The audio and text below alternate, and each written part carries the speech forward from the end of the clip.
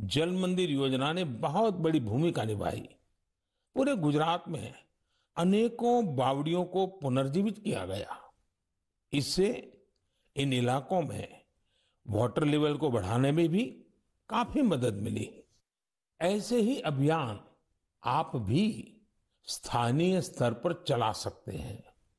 Check dam बनाने हो, rain water harvesting हो, इसमें इंडिविजुअल प्रयास भी अहम है और कलेक्टिव एफर्ट्स भी जरूरी है।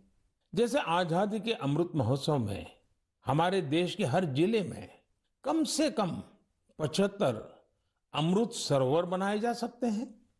कुछ पुराने सरोवरों को सुधारा जा सकता है, कुछ नए सरोवर बनाए जा सकते हैं।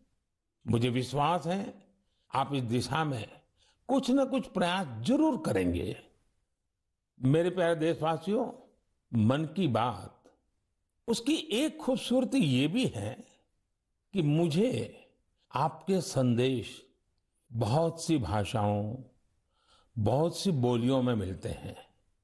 कई लोग माई गॉव पर ऑडियो मैसेज भी भेजते हैं। भारत की संस्कृति, हमारी भाषाओं, हमारी बोलियां, हमारे रहन सहन, खान पान का विस्तार, ये सारी विविधताएं हमारी बहुत बड़ी ताकत है। पूरब से पश्चिम तक, उत्तर से दक्षिण तक भारत को यही विविधता एक करके रखती हैं, एक भारत श्रेष्ठ भारत बनाती हैं।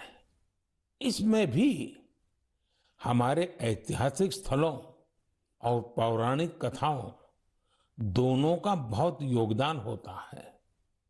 आप सोच रहे होंगे कि ये बात मैं अभी आपसे क्यों कर रहा हूं। इसकी वजह है माधवपुर मेला।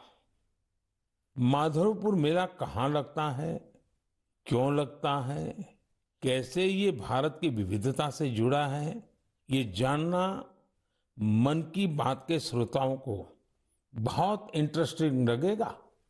साथियों, माधवपुर मेला गुजरात के पोरबंदर में समंदर के पास माधवपुर गांव में लगता है, लेकिन इसका हिंदुस्तान के पूर्वी छोर से भी नाता जुड़ता है। आप सोच रहे होंगे कि ऐसा कैसे संभव है, तो इसका भी उत्तर एक पौराणिक कथा से ही मिलता है।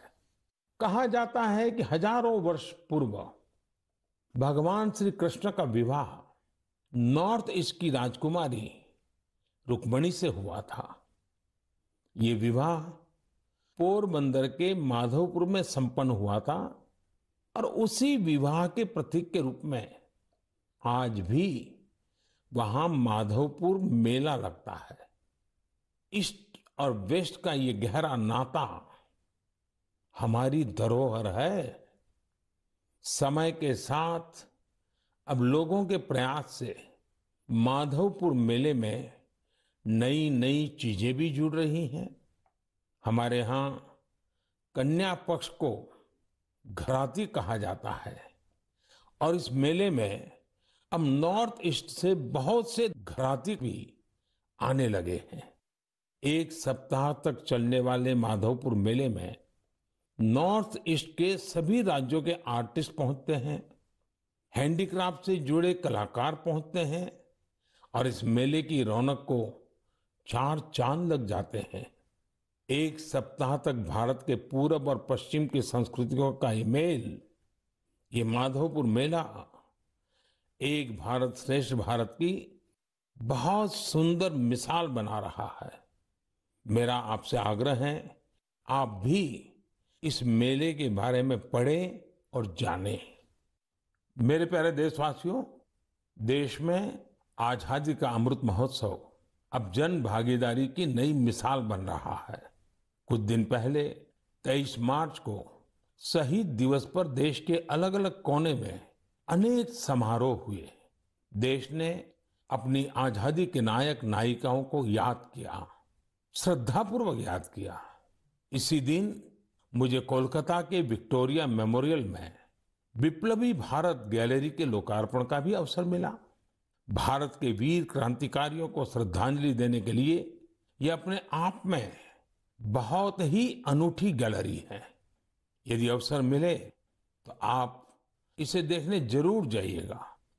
साथियों, अप्रैल के महीने में हम दो महान विभूतियों की जयंती भी मनाएंगे। इन दोनों ने ही भारतीय समाज पर अपना गहरा प्रभाव छोड़ा है। ये महान विभूतियां हैं महात्मा फुले और बाबा साहब आम्बेडकर। महात्मा फुले की जयंती 11 अप्रैल को है और बाबा साहब की जयंती हम 14 अप्रैल को मनाएंगे। इन दोनों ही महापुरुषों ने भेदभाव और असमानता के खिलाफ बड़ी लड़ाई लड़ी। महात्मा फुले ने उस दौर में बेटियों के लिए स्कूल खोले, हत्या के खिलाफ आवाज उठाई। उन्होंने जल संकट से मुक्ति दिलाने के लिए भी बड़े अभियान चलाए। साथियों, महात्मा फुले की इस चर्चा में सावित्रीबाई फुले जी का भी उल्लेख उतना ही जरूरी है। सावित्रीबाई फुले ने कई सामाजिक संस्थाओं के निर्माण में बड़ी भूमिका निभाई। एक शिक्षिका और एक समाज सुधारक के रूप में उन्होंने समाज को जागरूक भी किया और उसका हौसला भी बढ़ाया। दोनों ने साथ मिलकर सत्य शोधक समाज की स्थापना की, जन जन के सशक्तिकरण के प्रयास किए। हमें बाबा साहब आम्बेडकर के कार्यों में भी महात्मा फुले के प्रभाव साफ दिखाई देते हैं। वो कहते भी थे कि किसी भी समाज के विकास का आकलन उस समाज में महिलाओं की स्थिति को देखकर किया जा सकता है। महात्मा फुले, सावित्रीबाई फुले, बाबा साहब आम्बेडकर के जीवन से प्रेरणा लेते हुए मैं सभी माता पिता और अभिभावकों से अनुरोध करता हूं कि वे बेटियों को जरूर पढ़ाएं।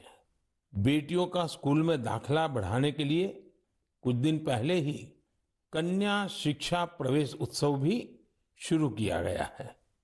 जिन बेटियों की पढ़ाई किसी वजह से छूट गई है, उन्हें दोबारा स्कूल लाने पर फोकस किया जा रहा है।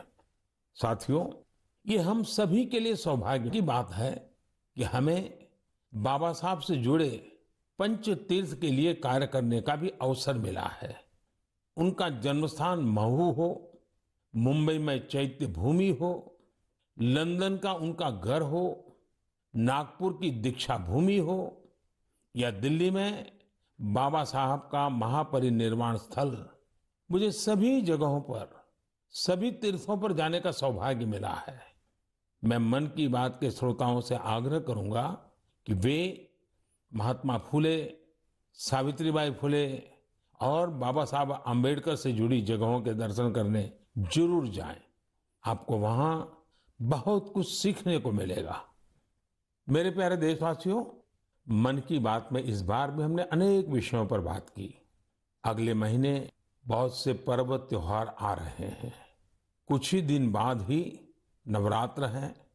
नवरात्र में हम व्रत, उपवास, शक्ति की साधना करते हैं, शक्ति की पूजा करते हैं। यानी हमारी परंपराएं हमें उल्लास भी सिखाती हैं और संयम भी। संयम और तप भी हमारे लिए पर्व ही है।